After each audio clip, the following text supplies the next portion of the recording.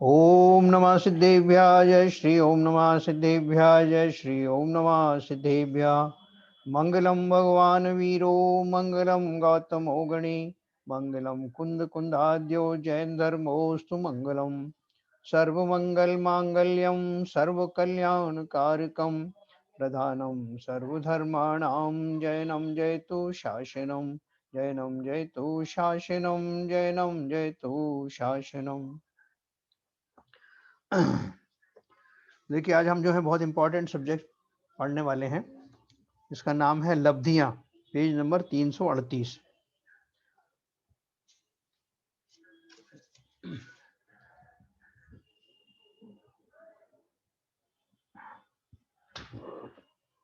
ये जो लब्धियां हैं, ये इसका एक स्वतंत्र जो है एक पुस्तक है हमारे पास, जो हम अगली बार पढ़ने वाले हैं। पहले करणान योग परिचय पढ़ेंगे और फिर ये पंचलब्धि वाली जो पुस्तक है डॉक्टर जुल्ला शाह की, बहुत डिटेल में दिया है। उसमें से थोड़ा सा मैं अभी आपको पढ़ के सुनाऊंगा। तो देखो लब्धि का अर्थ प्राप्ति होता है।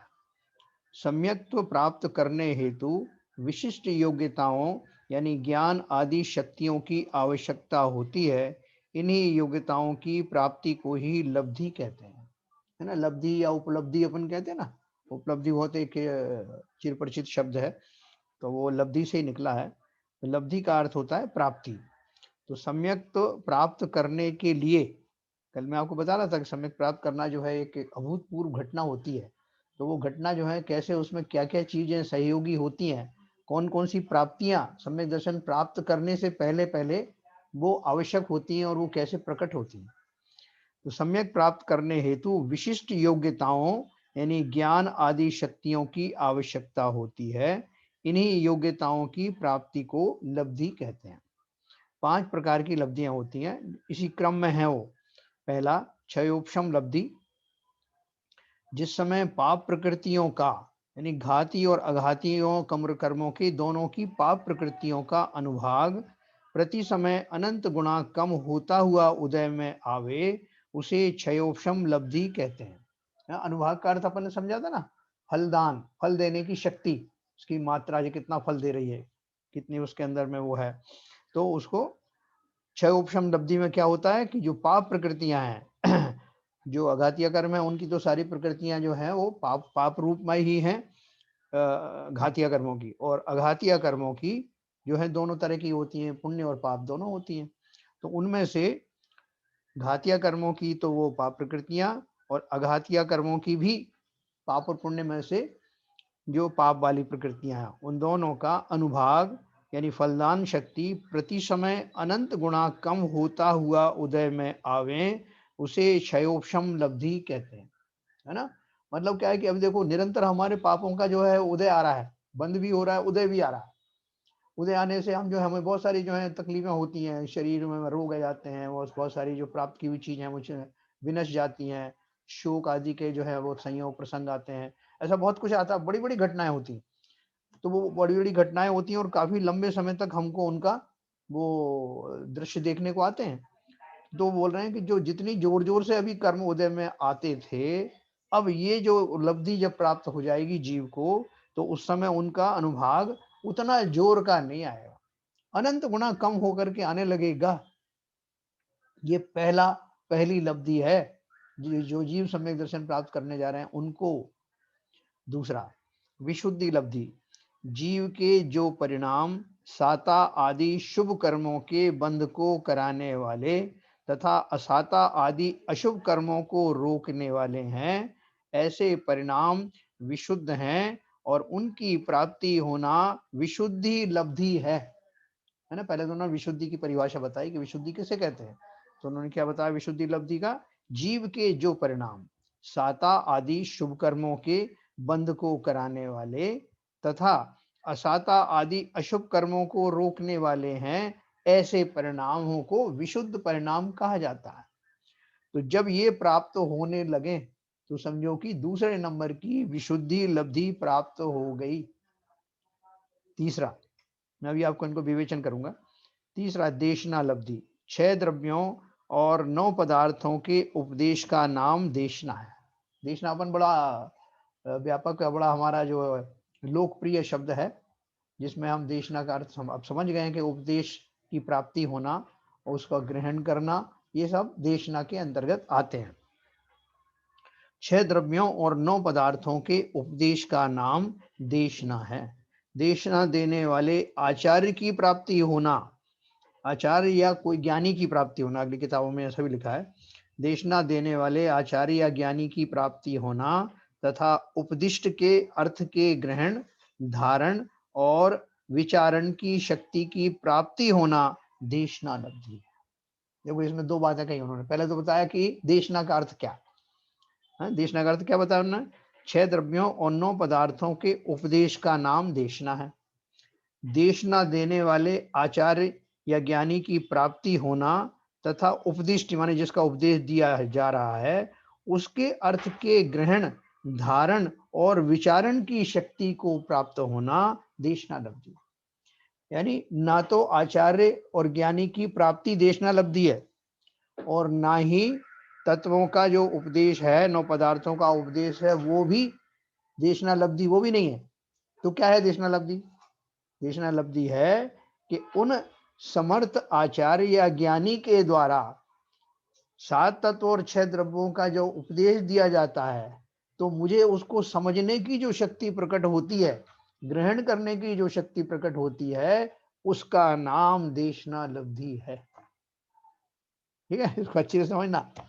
तो अपन को अगर कोई गुरुदेव मिल गए, अपन को कोई ज्ञानी मिल गए, इतनी मात्र से देशना नहीं हो जाएगी, या उन्होंने उपदेश दिया और हमने भी वहां सुना और सुन के निकल लिए, तब भी वो देशना लब्धि नहीं। देशना लब्धि कब होगी? जब सही आचार्य ज्ञानी के द्वारा तत्वादि का उपदेश भली प्रकार हो और हम उसमें पूरा उपयोग के साथ उसका श्रवण करें, वो हमको समझ में आ जाए, तो समझ लो कि तीसरे नंबर की देशना लब्धि प्रकट हो गई। अब देखिए चौथा चौथी है प्रायोग्य लब्धि।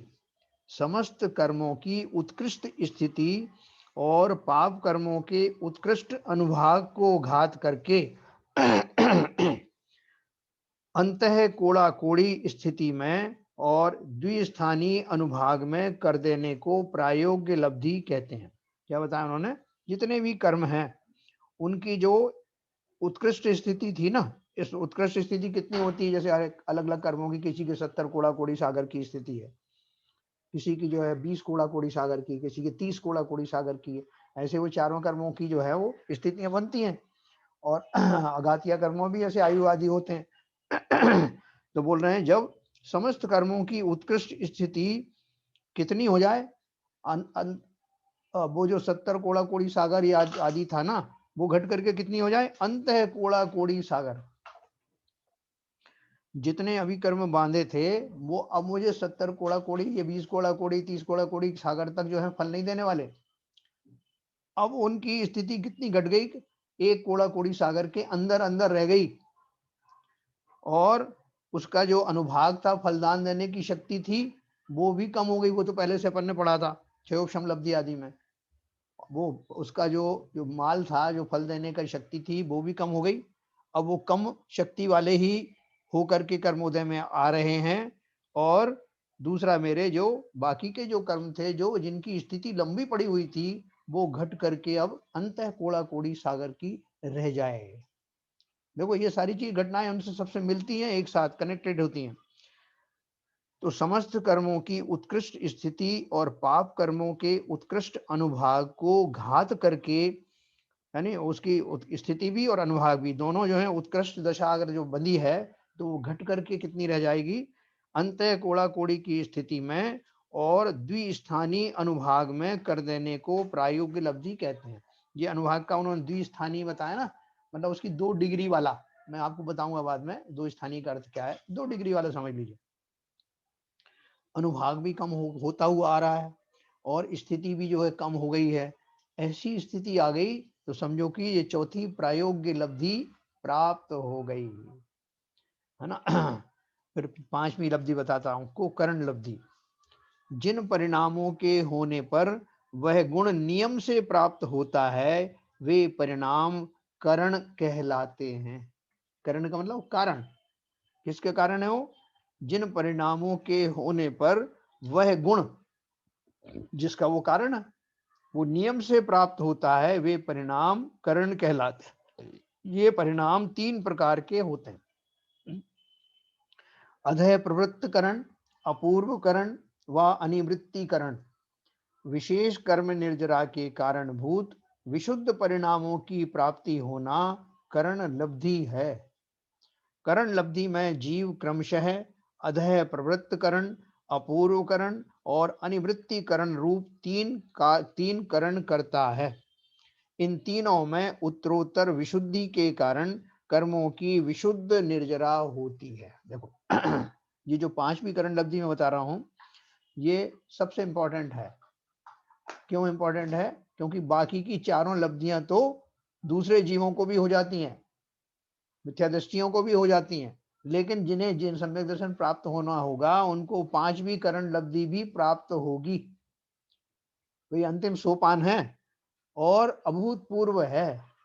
जिन जीवों को सम्यक दर्शन की शुरुआत होने वाली है, वो उनके जो भाव बनते हैं, उनका जो अंदर में कंसंट्रेशन मेडिटेशन जो चलता है, वो कैसा चलता है कि उसके उभरते हुए निखरते हुए भाव प्रकट होते हैं।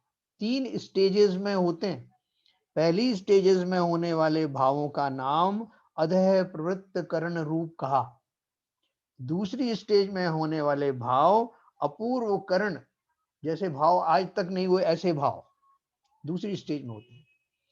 तीसरी स्टेज में अनिवृत्तिकरण वाला जो है वो स्टेज पड़ती है, और इस तीसरी स्टेज के होते ही जीव को सम्यक दर्शन प्रकट हो जाता है।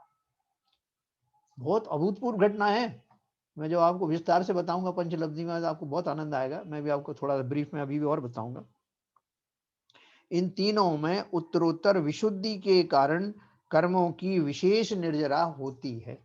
उतने से काल में, जिस काल में ये सम्यक दर्शन की प्राप्ति की प्रक्रिया चल रही है, इतने समय में उसके जो भाव हैं इन तीनों स्टेजेस में एक से एक सुपर होते हैं, और ऐसे बढ़िया भाव होते हैं कि वो कर्मों की निर्जराएं होने लगती हैं। कितनी प्रकृतियों की निर्जरा हो जाती है मैं आपको बताऊंगा, और कितनी जो है अब बंद कितने का नहीं होगा ये भी आपको बताऊंगा।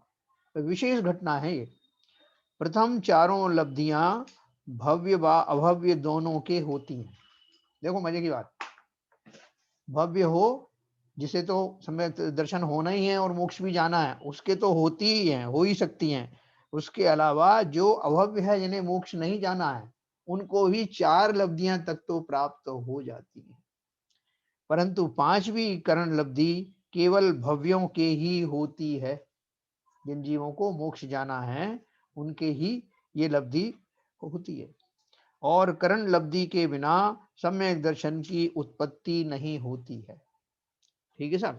अब देखो मैं आपको इसमें से एक प्रायोगिक लब्धि के बारे में बताऊंगा। पहले इनको रिपीट करते हैं अपन। 6 लब्धि अपन ने समझ लिया कि पहली लब्धि आते ही पाप प्रकृतियों का अनुभाग, फलदान शक्ति जो है वो कम होकर के उदय में आता है। दूसरा, विशुद्ध लब्धि में क्या होता है? परिणाम साता आदि शुभ कर्मों के जो बंद कराने वाले हैं, ऐसे परिणाम जो विशुद्ध परिणाम हैं वो ही आते रहते हैं। साता जिनसे साता कर्म का बंद होता है वैसे ही परिणाम आते हैं। और फिर देशना लब्धि में अपन ने बोला था कि ऐसे ज्ञानी की उपलब्धि भी होती है, और उनके द्वारा उपदेशित जो सही धर्म का उपदेश है, नहीं 6 द्रव्यों 9 पदार्थों का जो उपदेश है, वो न केवल वो उनको उनका सुनने का मिलना क्या निमित्त होता है, बल्कि समझने योग्य बुद्धि भी प्रकट होती है। फिर चौथी हमने पढ़ी थी प्रायोगिक लब्धि, समस्त कर्मों की उत्कृष्ट स्थिति और पाप कर्मों के उत्कृष्ट अनुभाग। स्थिति और अनुभाग, स्थिति का अर्थ तो अपन जानते हैं ना, कितने समय तक वो फल देते रहेंगे, वो उसे नाम स्थिति है। तो उत्कृष्ट स्थिति मैंने बताई अलग अलग कर्मों की, किसी के 20 कोड़ा कोड़ी सागर, किसी के 30 कोड़ा कोड़ी सागर, किसी के 70 कोड़ा कोड़ी सागर, ये उत्कृष्ट स्थिति है। तो वो स्थिति घट जाएगी, अब उतनी नहीं रहेगी। कितनी रहेगी? 1 कोड़ा कोड़ी सागर के अंदर अंदर रहेगी, है ना। वो उनकी स्थिति ये रह जाएगी। और जो उसका जो अनुभाग है, वो अनुभाग जो जितनी डिग्री होती है, 3-4 जो डिग्री होती है, उनमें से दूसरी डिग्री का अनुभाग रह जाएगा, काफी घट करके उसकी फलदान शक्ति रहेगी। अब मैं प्रायोगिक लब्धि के बारे में आपको थोड़ा सा ये उज्ज्वला शाह जी किताब में से बताता हूँ। देखो इन्होंने लिखा है, तत्व विचार द्वारा तत्व निर्णय करना यही पुरुषार्थ है, और जब जीव पुरुषार्थ करता है तब अन्य समवाय भी सहज उपस्थित रहते हैं। समवाय का अर्थ अपन जानते हैं, जिन्होंने वो पढ़ी है शांति पथ प्रदर्शन, जो नए लोग हैं उनके लिए मैं फिर से बताता हूँ कि कोई भी कार्य जब होता है तो उसके 5 जो हैं उसके उपलब्धियां होती हैं, 5 कारण होते हैं, 5 उसमें जो चीजें मिलती हैं तब वो कार्य संपन्न होता है। उनमें से जो कौन-कौन से होते हैं, उसमें पुरुषार्थ भी है, उसमें निमित्त भी है, होनहार भी है, उसमें काल भी है। ऐसे जो है 5 जो है मिला करके और भाव, जीव का भाव। ऐसे 5 जो है वस्तुएं मिल करके जब होती हैं तब ही वो कार्य घटित होता है। कोई भी कार्य, जीवन संसार का कार्य भी लगा लो। तो ये जो अभी मोक्ष मार्ग है उसमें भी ये पांचों समवाय काम में आने वाले हैं। क्या उन्होंने लिखा है, तत्व विचार द्वारा तत्व निर्णय करना यही पुरुषार्थ है, और जब जीव पुरुषार्थ करता है तब अन्य समवाय भी सहज उपस्थित रहते हैं। पुरुषार्थ के अलावा निमित्त भी मिलेंगे, होनार भी होगा, काल भी होगा, जीव का भाव भी होगा, ऐसा सब।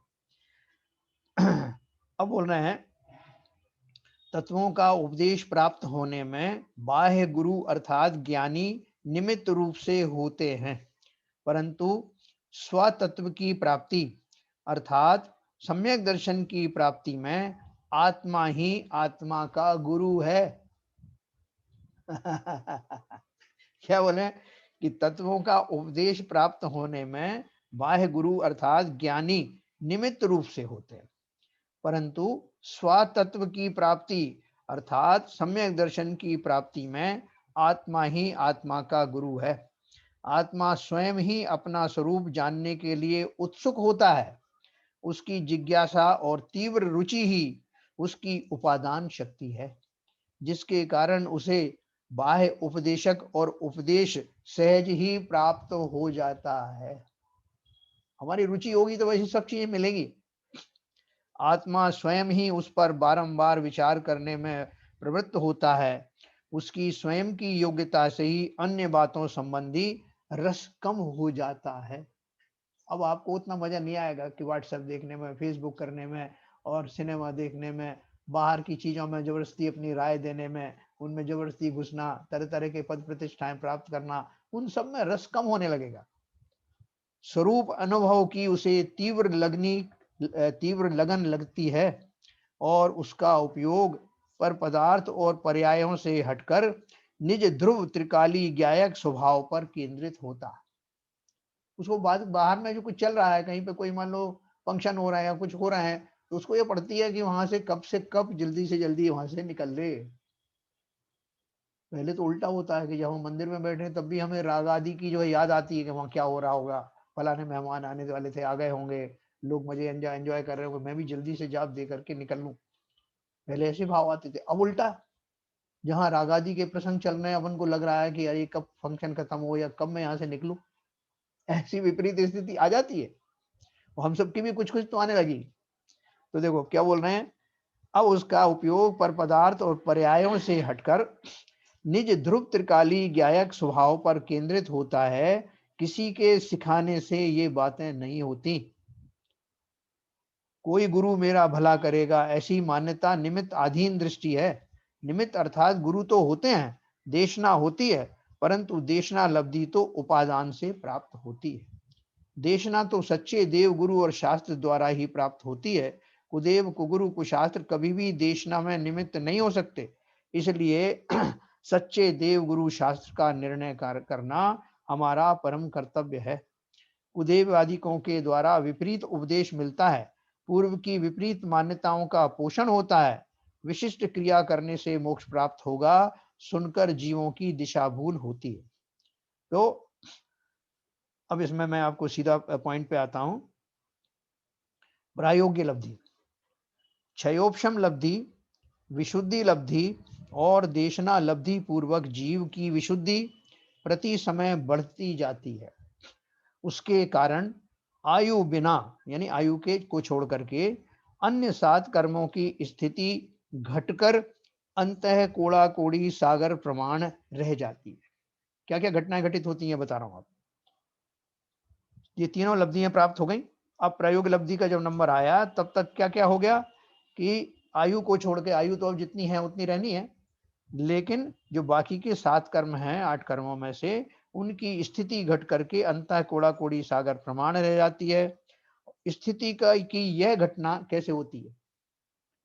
वो कैसे होती है कि भावों के अंदर में ही कुछ ऐसे लेवल आते हैं जिनमें विस्फोट जैसा होता है। विस्फोट जैसा होता है मतलब, खाली मैं उसको आपको भौतिक चीजों से सिमिली दिखाने के लिए कर रहा हूं। विचारों की क्रांति जैसी आती है।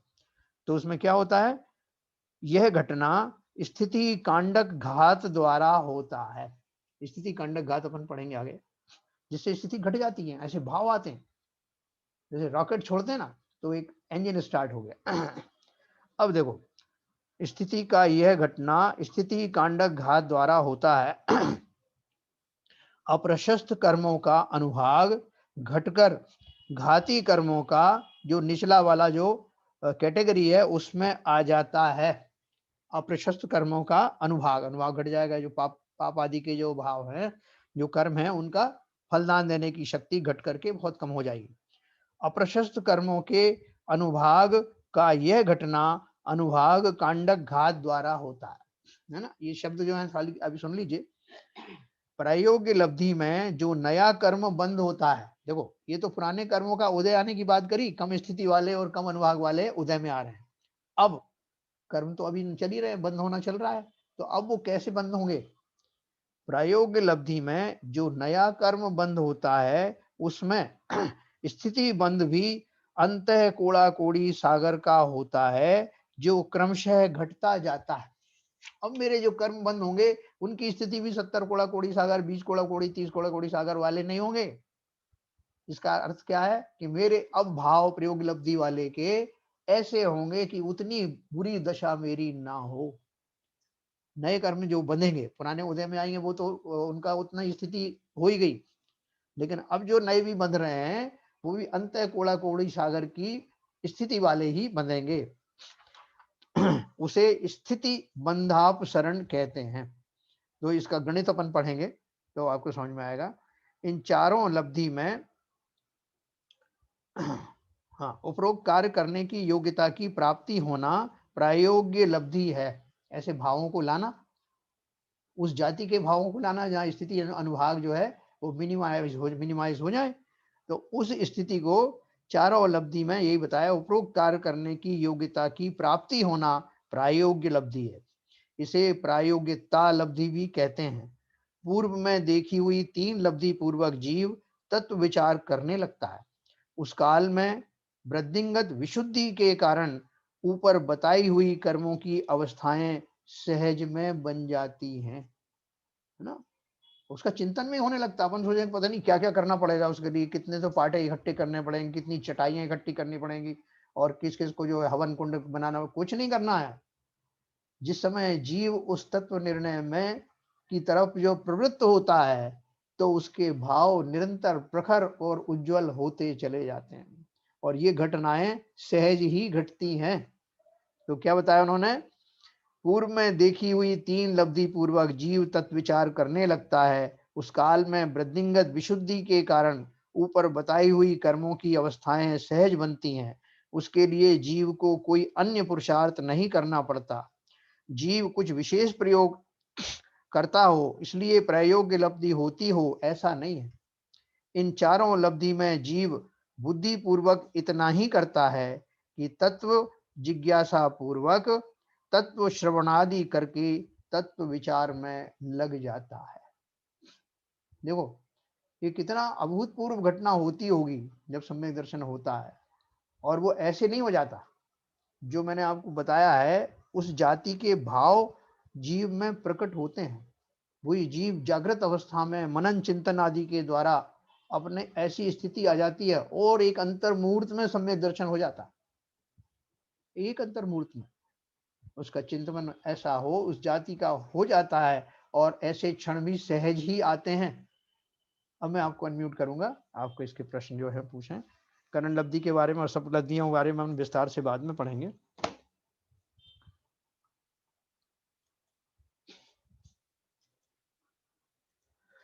हाँ साहब पूछिए। हाँ जैन साहब, जी। ये बेसना लब्धि में आपने बताया कि जो 6 द्रव्यों और 9 पदार्थों के उपदोषों का समझने मात्र से व्यसना लब्धि हो जाती है। हाँ, जब वो समझ में आ जाए। देखो क्या लिखा है, नहीं, ग्रहण, समझना धारण और तो देखिए, मेरा कहना मतलब ये है, हाँ समझना तो ठीक है, मगर इसमें और भी लिखा हुआ है, हाँ हाँ हाँ, ग्रहण, धारण और विचारण।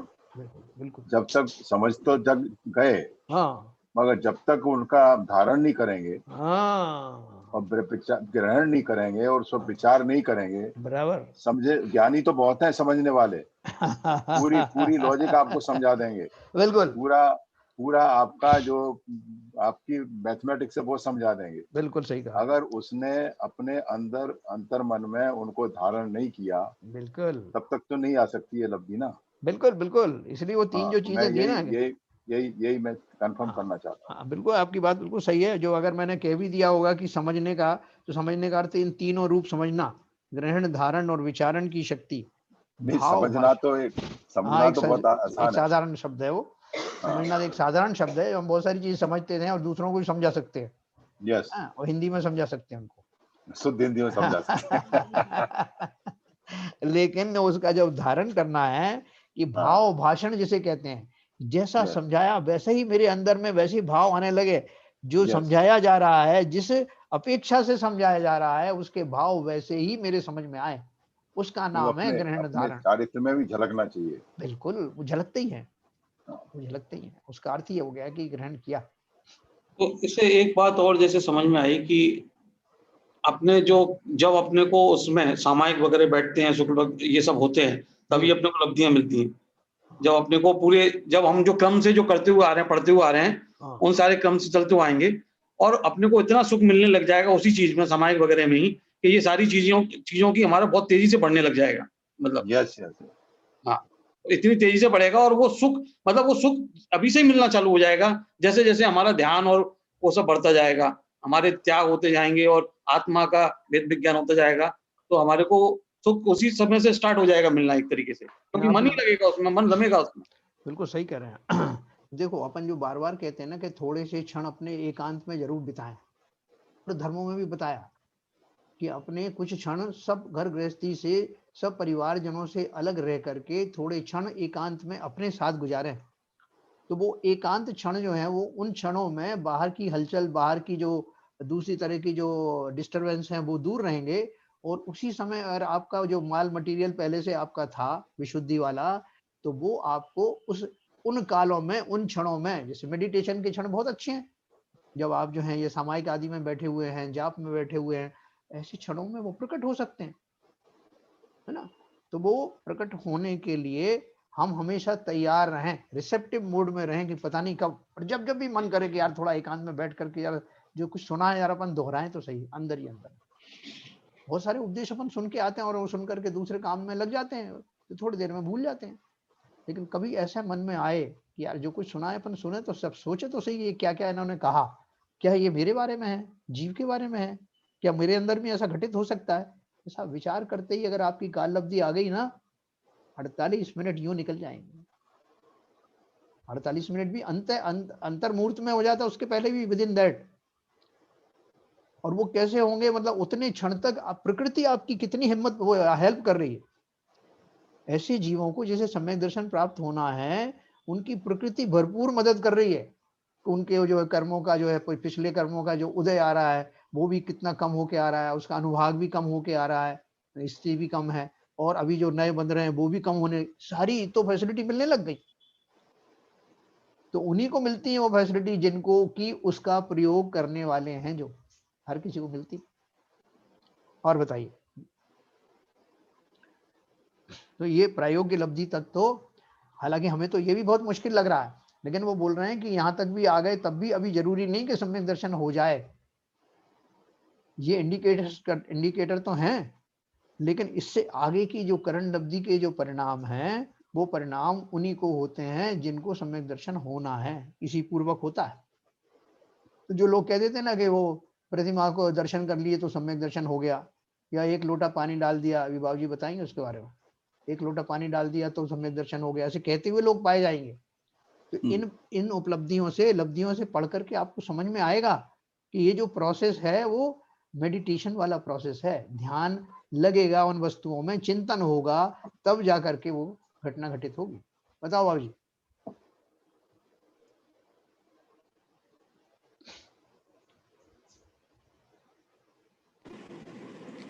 एक्चुअल में ये प्रयोग लब्धि जो है जी। ये तो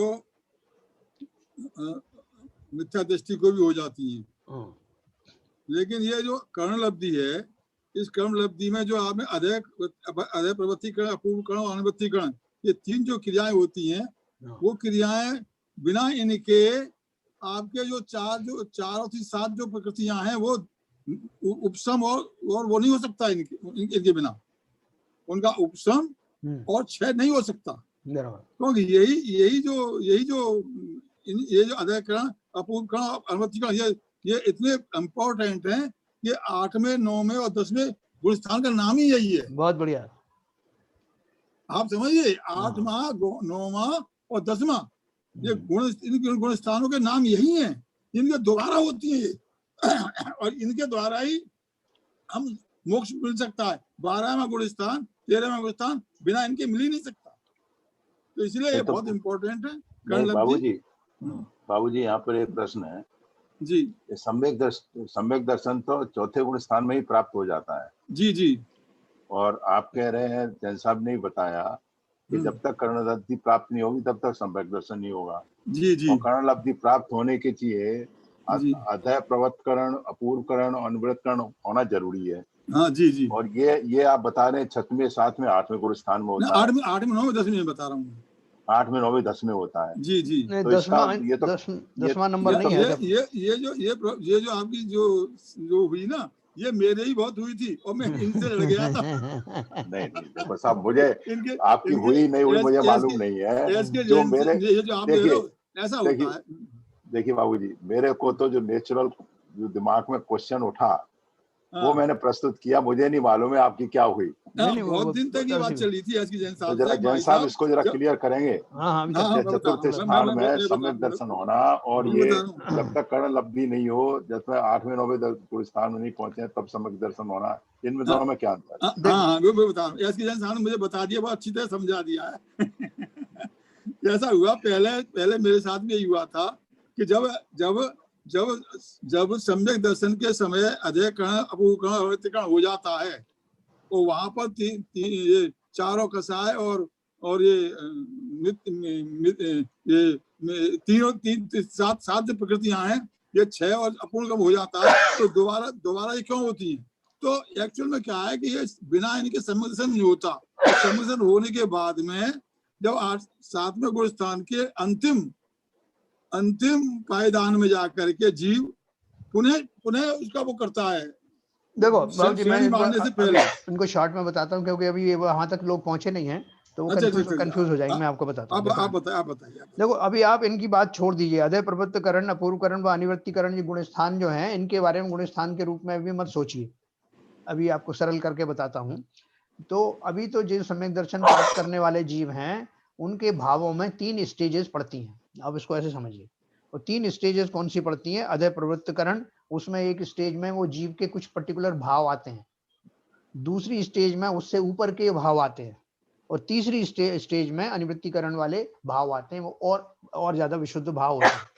ऐसे 3 स्टेज में भाव आने के बाद ही उसको सम्यक दर्शन की प्राप्ति हो जाती है।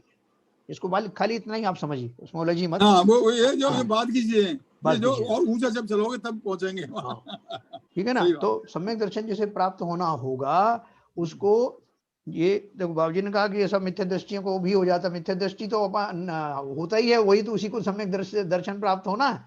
बिल्कुल सही। दर्शन प्राप्त मिथ्या दृष्टि को ही होना है। लेकिन एक्चुअली क्या है कि ये चारों लब्धियां जो हैं अभव्यों के भी होती हैं। ये अपन को क्वालिफाई करना है। जिन्हें अभी सम्यक दर्शन होगा ही नहीं, कभी भी नहीं होगा, उनको भी 4 लब्धियां प्राप्त हो सकती हैं, जिसके बल से वो जो है तपश्चरण आदि करके, द्रव्यलिंगी मुनि आदि बन करके और 9वें ग्रेविय तक चले जाते हैं यार। लेकिन सम्यक दर्शन प्राप्त ना होने के कारण उनको मोक्ष नहीं हो पाता। तो ये क्वालिफाई ये किया है कि ये 4 जो हैं, जो लब्धियां हैं, वो अभव्यों को भी हो जाती हैं। और भव्यों को, जिन्हें सम्यक दर्शन तो होना ही है एक ना एक दिन, तो जिनको होना है, जब होना है, तब ये करण लब्धि भी प्रकट होती है। तो इसका मतलब ये हुआ जी कि जो मैं समझ पाया, हाँ सम्यक दर्शन की भी अलग अलग क्वालिटीज हैं, अलग अलग स्टेजेज हैं। जैसे नहीं चतुर्थ गुण स्थान में सम्यक दर्शन हुआ, हाँ उसमें आपके जो घातिया कर्म अनुष्ठान बंदी वो निकल गए, तो उनका सम हो गया, तो आपको सम्यक दर्शन हो गया, ठीक है। और ये जो फाइनल स्टेज है करण लब्धि की, जैसे आपने बात बताया हाँ कि अवभि जीवों को भी ये चारों लब्धि तो मिल जाती है, हाँ मगर उनको करण लब्धि न होने से कारण उनको पूर्ण सम्यक दर्शन नहीं होता और वो मोक्ष को प्राप्त नहीं होते। नहीं नहीं, देखो थोड़ा सा मैं आपको करेक्शन करूंगा। ये जो 4 प्रकार का सम्यक दर्शन नहीं है, सम्यक दर्शन एक ही प्रकार का उत्पन्न होता है 4 प्रकार की 4 स्टेजेज बोलिए मैंने। हाँ, तो ये जो 4 4 स्टेजेज, ये 4 लब्धियां तो उसको प्राप्त हो जाती हैं, हो जाती हैं। ठीक और है। और जब पांचवी लब्धि करण लब्धि अगर जिसको नहीं होती है, जैसे हाँ अवध जीव है, हाँ वो द्रव्य लुंगी मुनि बन के 9वें ग्रह तक जाके और फिर मोक्ष नहीं जा सकते। हाँ वो बात तो समझ में आ गई, हाँ मगर मूल कारण जो स्टिल कंफ्यूजन है हाँ कि चौथे स्थान गुण वाला, हाँ गुण स्थान वाला हाँ सम्यक दर्शन, हाँ और इस सम्यक दर्शन में मतलब ये विशुद्धता की अंतर है, नहीं क्या नहीं, है? एक मिनट। सम्यक दर्शन एक ही प्रकार का होता है, अपन उसी की बात कर रहे हैं। जो पहली बार जी, जो प्रकट होता है उसको हम प्रथमोपशम सम्यक कहते हैं। हाँ, औपशमिक सम्यक भी होता है पहली बार जब होता है, हाँ, हाँ, उस सम्यक दर्शन का नाम उपशम या प्रथम पहली बार है तो उनको प्रथमोपशम कह देते हैं। हाँ, उसकी अपेक्षा कुछ और है, लेकिन प्रथमोपशम सम्यक कहते हैं। अभी वो जो प्रथमोपशम सम्यक प्राप्त होते ही जीव चतुर्थ गुण स्थान में आ जाते हैं, जी सर, है ना। अब वो उसमें जो है अब कोई फर्क नहीं है। प्रथमोपशम सम्यक जब जीव को होता है तो जब भी होगा ये करण लब्धि जैसे ही उसकी निपटेगी, इसकी तीनों जो पार्ट जैसे ही जाएंगे उसको सम्यक दर्शन होगा और वो चतुर्थ गुण स्थान वर्ती कहलाएगा। ये तो हुआ औपशमिक सम्यक। और उसकी जो प्रकृति है उसमें क्या क्या मैकेनिज्म होगा, जिस समय ये सब वो कर रहा होगा तब वो उसके बारे में अपन जब पढ़ेंगे आगे, जो करना योग परिचय में पढ़ेंगे, तो उसमें आपको ये मिलेगा कि कैसे वो जो कर्म थे जो जिनके कारण मिथ्यात्व बना हुआ था, मिथ्यात्व नाम का कर्म जो है उस समय कितनी देर के लिए उदय में नहीं आता जितनी देर में जीव काम कर लेता है, समझा। तो करण लब्धि के जो परिणाम होते हैं भव्य जीवों को होते हैं, जब उनकी काल लब्धि पकती है, जब उनका समय आता है, तब उनके भाव इन 3 स्टेज, 4 तो लब्धियां उसको पहले प्राप्त हो गई। अब वो जो उसको चिंतन चल रहा है, वो चिंतन 3 स्टेजेस में चलता है, जिसे करण लब्धि कहते हैं ना। उसकी 3 स्टेजेस होती हैं। उनका चिंतन होने के बाद में उसको सीधा सीधा जो है सम्यक दृष्टि ही हो जाता है। इसमें कुछ कंफ्यूजन हो तो आप पूछें। नहीं तो फिर वो मतलब जो बाबूजी ने जो बात बताई है ना, उसने कंफ्यूजन डाल दिया है। नहीं उसको छोड़ दो, 8वें 9वें 10वें गुण नहीं स्थान कोई में अभी रहो। गुण स्थान अभी 4 पे रहो। उसे आप थोड़ी देर के लिए रुक जाइए आप उसे। हाँ, उसको अभी मत रखो। सम्यक दर्शन के लिए, सम्यक दर्शन की बात चल रही है समय। उससे जिज्ञासा बढ़ गई और कुछ नहीं है सर। नहीं कोई बात नहीं। जिज्ञासा आपकी वो पूरी शांत होगी, क्योंकि ये जो तीनों करण है ना, अधय प्रवृत्त करण, अपूर्व करण, अनिवृत्ति करण, ये आगे काम आएंगे आपको भी कई बार। नहीं वो तो आएंगे। तो इसका हाँ, मतलब ये चतुर्थ गुण स्थान में ये तीनों स्थितियां प्राप्त हो जाती हैं, परमानेंटली या टेम्परेरीली। ये जो है ये तो आप टेम्परेरीली, ये तो टूल है ना। टूल को एक बार यूज करते हैं, फिर वो टूल बने रहते हैं, फिर आप फिर यूज करिए उनको। अच्छा, हाँ ऐसा है। नहीं जैसे चतुर्थ गुण स्थान में जो जीव आया, हाँ और फिर वो मिथ्या दृष्टि वाला बना, तो गिर के नीचे आ जाता है दूसरे गुण स्थान में, या बीच में लटकेगा तो तीसरे में आ जाएगा। अभी तो आप अपन जो है नीचे गिरने की बात ही मत सोचो। नहीं, मैं उसकी सिमली कर रहा हूँ। हाँ मैं उसकी सिमली कर रहा हूँ हाँ हाँ, कि यही स्थिति यहाँ है क्या, कि ये तीनों स्टेजेस में आके और फिर जीव पीछे चला जाता। देखो मैं आपको बताऊं, अभी अपन सब अपन जोश में भरे हुए हैं, तो अपने को जो है आगे बढ़ने वाली बातें सुननी है, ठीक है। तो नीचे जाएगा नहीं जाएगा तो उससे हमारा उत्साह कम हो जाएगा। अभी आप खाली इतना नहीं, समझो। उस दृष्टि से नहीं नहीं, सोच रहा आप हूँ। किस इंडस्ट्री से नहीं, और जितने जीव बैठे हैं ना, अपन उनमें इतना वो भर दिया है, उत्साह भर दिया है कि अभी वो सम्यक दर्शन प्राप्त करने की बात सोच रहे हैं, ठीक है। वो जो गिरेंगे करेंगे वो गुण स्थानों का जो अपन पढ़ेंगे ना, फिर उसके बारे में पढ़ेंगे। अभी खाली इतना समझो कि जिन जीवों को सम्यक दर्शन की प्राप्ति होना है, उन जीवों की जो दशा है इतनी उत्कृष्ट होती है ना। खाली आप इस दिशा में ही सोचो अभी, और अंत में जाकर के अपनी उत्कृष्ट दशा के कारण जो प्रकृति ने उनको ये सारी जो फैसिलिटी दी है, कौन सी फैसिलिटी दी है कि उनके भावों का निमित्त पा करके जो पूर्व में बंधे हुए कर्म थे उनका उदय बहुत कम भाग में, बहुत कम फलदान पूर्वक और बहुत कम स्थिति वाला होकर के आ रहा है। जैसे अब मेरा कोई कर्म ऐसा था कि स्थिति के हिसाब से बताऊं, जो मेरे को जब शुरू होता है तो 10,000 साल तक मुझे फल देता। फॉर एग्जाम्पल 10,000 साल तो बहुत कम है, लेकिन अब मेरे को जब ये स्थिति आ गई तो हो सकता है कि उसकी स्थिति ऐसी हो कि वो 2 घंटे ही फल दे। तो खाली आपको समझाने के लिए बता रहा हूँ तो कर्मों में कैसे होता है, लेकिन कंपैरिजन बता रहा हूँ। पहले 10,000 साल तक वो बराबर फल देते, अब 2 घंटे या 4 घंटे या 2 बरस इतना ही फल देंगे वो। मतलब जिस समय मैं ये कर रहा हूँ उस समय कर्मों की ये हालत हो गई कि अब वो उदय में आएंगे तो इतनी स्थिति के साथ ही आएंगे और इतने फल वाले ही आएंगे उस पीरियड में, जिस पीरियड में मुझे सम्यक दर्शन प्राप्त होना। अभी उतने की बात सोचें, वो परमानेंट भी हो जाएंगे बाद में अगर सम्यक दर्शन बना रहा तो। फिर उसके बाद में जब वो जीव को कंटिन्यूस उसको जैसे आपको अभी जिज्ञासा हुई ना, उस जिज्ञासु जीव को जिसे सम्यक दर्शन होना है उसको ऐसी दशा होती है, यार ये सुना है ऐसा ऐसा, क्या मैं कर सकता हूँ, क्या ये मेरे अंदर हो सकता है क्या? ऐसे सोचते सोचते वो तत्वों का विचार करने लगता है, तत्वों की उन स्थिति को जानने लगता है, अपनी आत्मा का स्वरूप उसको समझ में आने लगता है, और कहाँ खो जाता है पता नहीं। उस सोचते सोचते ये 3 स्टेजेस उसको आ जाती हैं। यही बात तो बन रही है, यही बात तो दिमाग में आ रही है सर। वो नेगेटिव वाली बात तो एक कंपैरिजन था। नहीं वो अभी टेक्निकलिटी में तो थोड़ा समझ में कम आ रहा है, लेकिन एक बात समझ में आई कि जब लब्धियां जब मिलेंगी तो आपके पहाड़ों जैसे कर्म जो आपको हजारों करोड़ों वर्ष तक आपको संसार से निकलने नहीं देंगे, वो कट जाते हैं एकदम में। और इतने आपको मतलब आपको एक रास्ता मिल जाता है कि इतने संसार से बाहर निकलने का। हाँ, हमको खुद ही विश्वास नहीं होगा कि मैं अब इस स्थिति में आ गया कि अब मेरा संसार सिमट करके चुल्लू भर रह गया।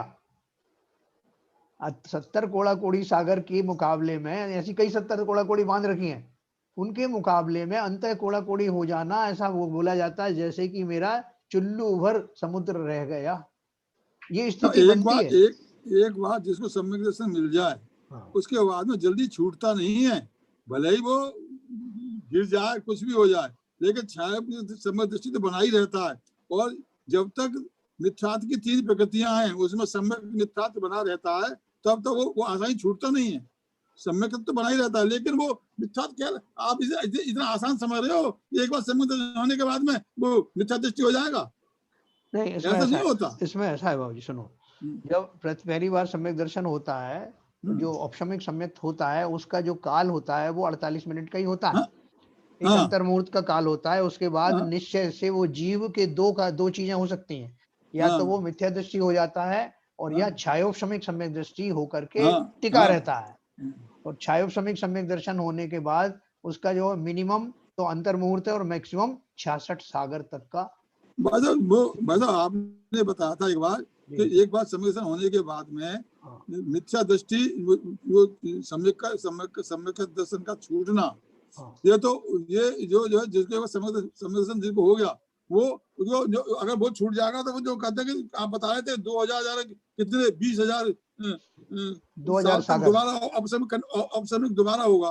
तो औपशमिक तो फिर ऐसा मौका कहाँ था जीव के लिए? जीव तो लगा रहता है उसके पीछे सम्यक होते ही। नहीं, देखो ऐसा है बाबू जी, जो शास्त्रों में बताया उसके अनुसार क्या है कि अगर जीव के भाव ऐसे तीव्र आ गए तो वो जो है ज्यादा से ज्यादा का भाव बताया, उत्कृष्ट भाव बताया कि अगर वो जीव सम्यक दर्शन से डिग गया बाद में, तो अब उसने जो टेस्ट तो कर लिया, उसको आत्मा का स्वाद तो उसको आ गया, क्वालिफाई तो हो गया कि उसे सम्यक दर्शन हो सकता है, ये उसने क्वालिफाई करके दिखा दिया।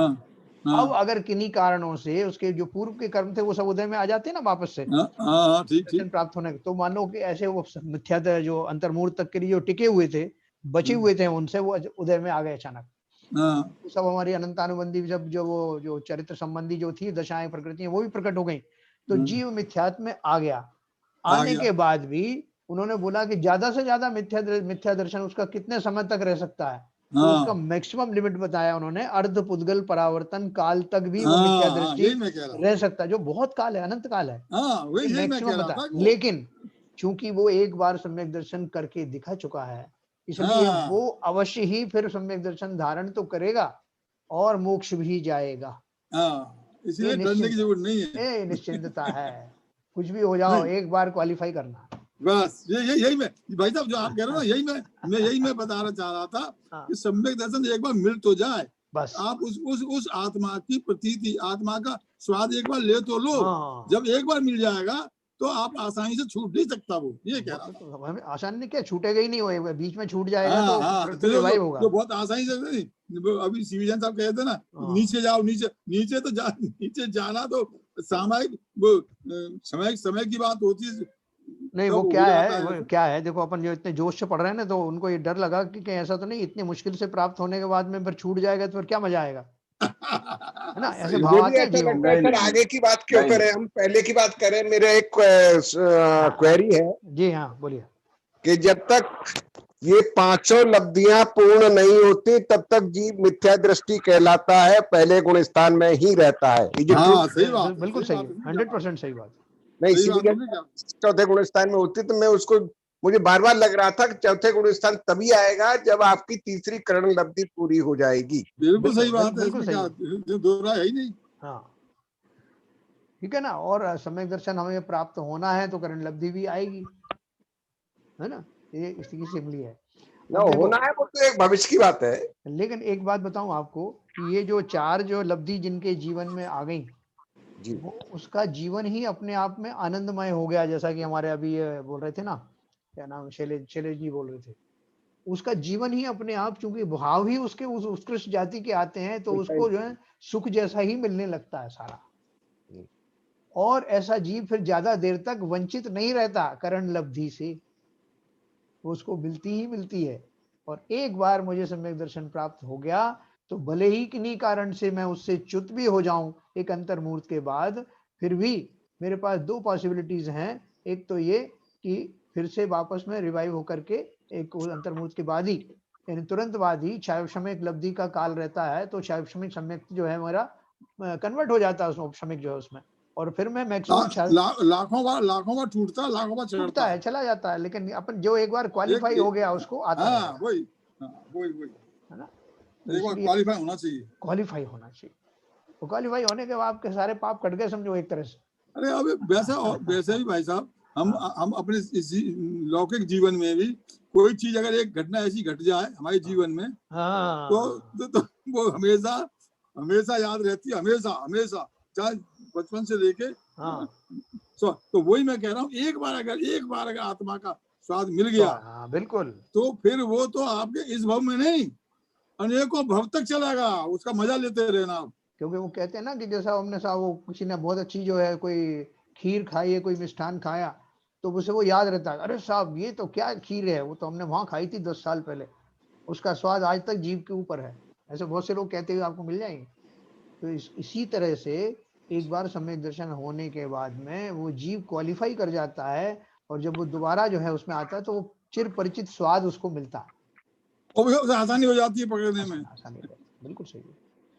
तो इस तरह हमने ये 5 करण लब्धियों के बारे में पढ़ा। इसका विस्तार से पूरा ये ग्रंथ है जो उज्ज्वला शाह ने लिखा है, मैंने आपको दिखाया था वो, तो वो अपन कभी जब आप भाई साहब पढ़ेंगे ना उसे, तब सब समझ में आएगा। ये सब टेक्निकल आदमी है, सब ये जितने भी बैठे हुए हैं यहाँ, सब टेक्निकल आदमी है। अभी करण लब्धि पूरी नहीं हुई है सर।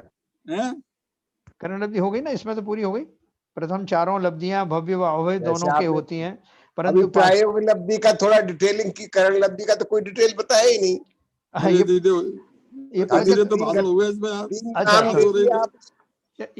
इसमें जितना लिखा है वो मैंने सुना दिया आपको, कहो तो इसको रिपीट कर देता हूँ। और करण लब्धि के बारे में जब मैं आपको बताऊंगा तो वो फिर वो पूरी वही पुस्तक खुल जाएगी। इसलिए मैं अभी उसकी चर्चा अभी नहीं कर रहा हूँ। फिर भी आप कहेंगे तो मैं थोड़ा सा उसका अभी डिटेल आपको बताता हूँ। एक सेकंड,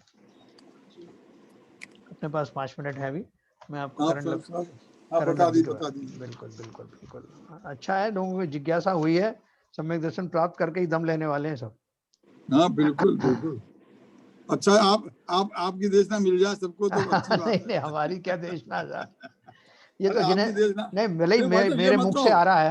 ये जरूरी नहीं, देशना के लिए ये जरूरी नहीं है कि कोई आचार्य हो, आचार्य हो, ये जरूरी नहीं है। देशनाथ तो पता नहीं किस जीव के निमित्त बनता है। समय दर्शन में प्रत्येक जीव निमित्त बन सकता है, क्योंकि क्या है कि अपन, हाँ सही कह रहे हैं आप, क्योंकि जो मेरे मुख से भी जा रहा है वो सर्वज्ञ की वाणी तो आ रही है, मेरी अपनी वाणी है नहीं। बिल्कुल। और हमारे भाव जो बदल रहे हैं, आज हम इस स्थिति में आए हैं, किस लिए आए, कैसे आए? हमें क्या रोजाना आचार्य विद्यासागर जी महाराज बढ़ाने आते हैं क्या? बराबर। तो वो सब निमित्त मिलते ही हैं। इसमें यही आया कि जब जीवों के ऐसे भाव होते हैं तो उनको वो निमित्त भी मिल जाते हैं।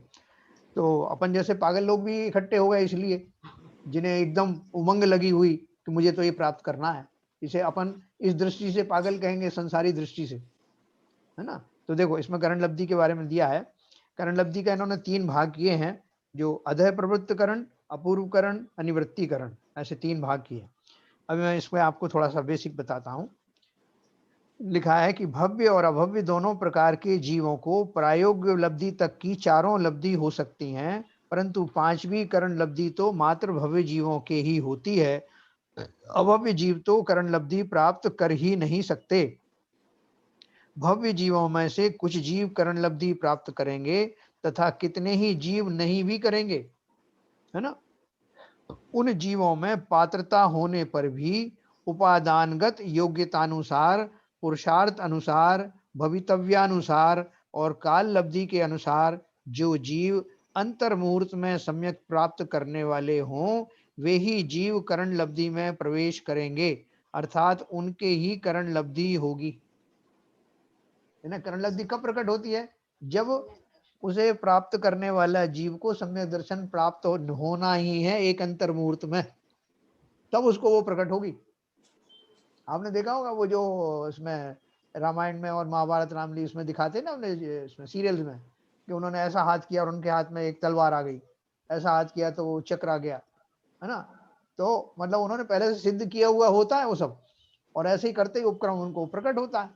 तो सिद्ध किया होता है का अर्थ ये है कि जिन जीवों को सम्यक दर्शन प्राप्त होना है, उन्होंने पहले की 4 उनको लब्धियां तो प्राप्त हो ही चुकी हैं, और 5वीं लब्धि का जब जैसे ही वो प्रयोग करने उनका वो समय आता है, तुरंत वो करण लब्धि प्रकट हो जाती है। सम्यक दर्शन उसके बाद सम्यक दर्शन होता है करण लब्धि पूर्वक, ठीक है ना। करण लब्धि प्रकट हुई मतलब वैसे भाव आने शुरू हुए जो 3 स्टेजेस में आने वाले हैं, और सम्यक दर्शन प्राप्त करके ही वो लब्धि का प्रभाव पूरा संपन्न होता है। तो देखो क्या क्या लिखा है उन्होंने कि जो निकट भव्य है उनके अंदर में तुरंत आती है।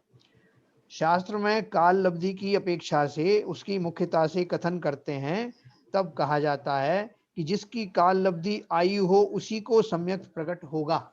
तो 5 समवाय मैंने आपको बताए थे ना, 5 कारण किसी घटना के होने में, उनमें से अगर हम काल लब्धि वाला समवाय की मुख्यता से बात करें, अपन बहुत सारी बात बहुत तरह से बात करते हैं, तो बोलते साहब वो तो उनका समय आ गया, तो समय आ गया तो मतलब बाकी की चीजें नहीं रही क्या? नहीं, बाकी चीजें भी थी, लेकिन मैं अभी काल की अपेक्षा से मुख्य करके बोल रहा हूँ कि उनका समय आ गया। कभी कभी अपन ऐसा बोलते हैं साहब उनको बहुत जोरदार निमित्त मिला कि उनका काम हो गया, तो निमित्त की अपेक्षा से कहते हैं। कभी अपन बोलते हैं साहब वो तो होनहार ही ऐसी थी इसलिए हो गया, है ना। कहीं बोलते हैं कि नहीं साहब उनका पुरुषार्थ बहुत तगड़ा था। तो ये 5 समवायों को हम एक एक को मुख्य करके बोलते हैं। तो उसी तरह से जब हम काल लब्धि की बात करते हैं, उनकी मुख्यता से कथन करते हैं, तब कहा जाता है कि जिसकी काल लब्धि आयु हो उसी को सम्यक प्रकट होगा।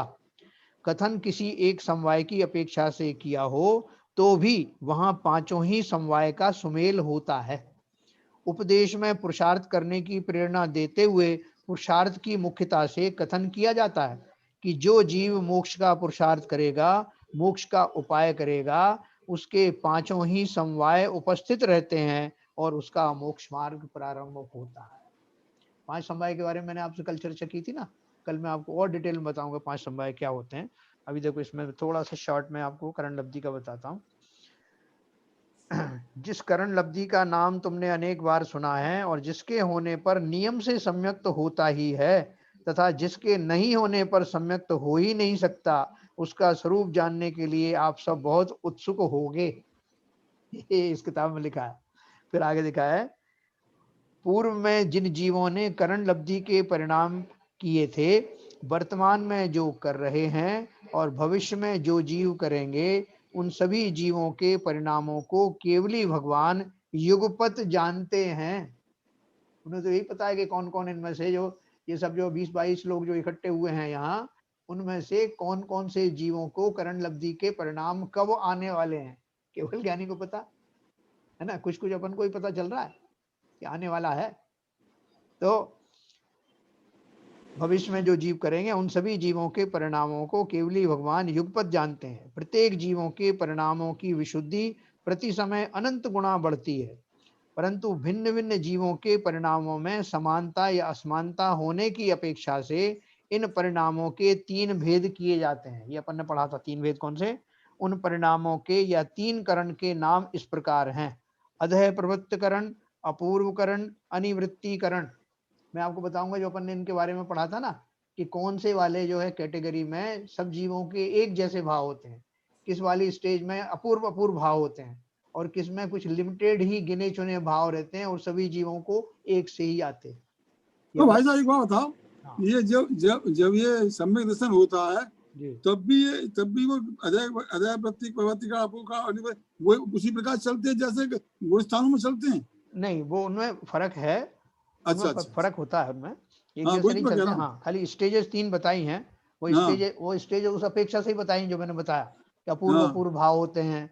अब वो अपूर्व अपूर्व भाव यहाँ जिस प्रकार के अपूर्व अपूर्व भाव रहते हैं, वहाँ दूसरे प्रकार के अपूर्व अपूर्व रहते हैं 8वें गुण स्थान में। ठीक है साहब, इसको आगे कंफ्यूजन क्रिएट मत करो। 8वें नहीं, मैं थोड़ा सा मेरे दिमाग की बात भाई साहब माफ करना, मैं नहीं कहना चाहता था, लेकिन मेरे दिमाग में बात आई कि अनिवृत्ति करण में तो सबके एक जैसे भाव रहते हैं। हाँ, वो अपन बताएंगे, बाद में पढ़ेंगे। क्या सम्यक दर्शन होते समय भी क्या ऐसा ही होता है, ये पूछना था मेरे। नहीं, सम्यक दर्शन के काल में जो है वो अपन उसके बारे में पढ़ेंगे तो आपको सब समझ में आएगा। वो थोड़ा डिफरेंस है, इसलिए पूछ रहा था। हाँ, वो अभी आगे पढ़ेंगे। अभी देखो खाली इतनी मैं बात कहना चाहता हूँ। उन्होंने लिखा है इस प्रकार 4 लब्धि पूर्वक जीव का उपयोग जब निज शुद्धात्मा की ओर लगता है, तब क्रम से अधः प्रवृत्तकरण अर्थात अधःकरण, अपूर्वकरण और अनिवृत्तिकरण परिणाम होते हैं। इन तीनों को मिलाकर के इसे करण लब्धि कहते हैं।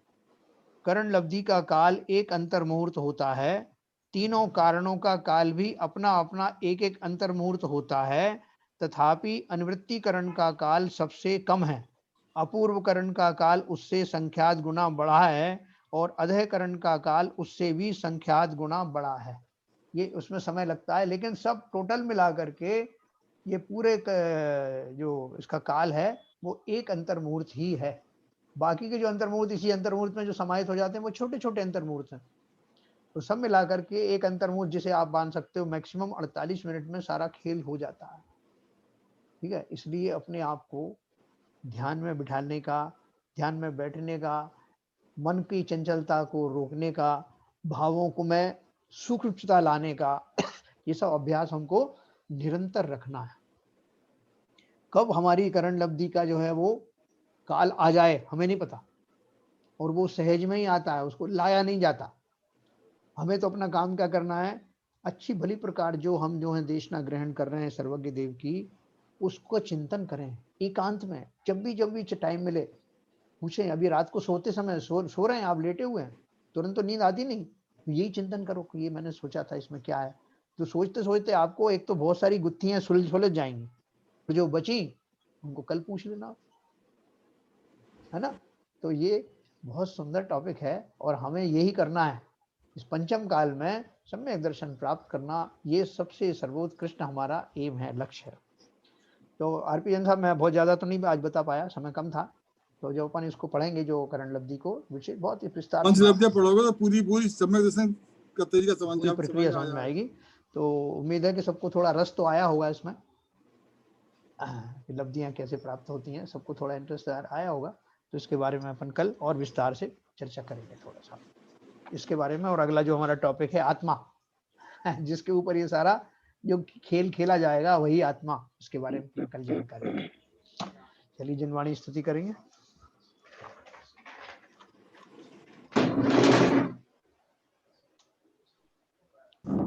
यतम नाश वे को ज्ञान के प्रकाश वे को अपर भास वे को भानु सी बखानी है। द्रव्य जान वे को बंध विधि मान वे को सो पर पिछान वे को परम प्रमानी है। अनुभवताय वे को जीव के जताए वे को कहु न सताए वे को भव्य और आनी है। जहाँ तहाँ तार वे को पार के उतार वे को सुख विस्तार वे को यही जिनवाणी है। ये जिनवाणी भारती तो है जप दिन रैन जो तेरी शरण गए सो पावे सुख चैन। जिनवाणी के ज्ञान से सूझे लोकालो तो वाणी तक नमो सदा देते दो सदा देते दो। जिनवाणी माता की जय। जय जय जय।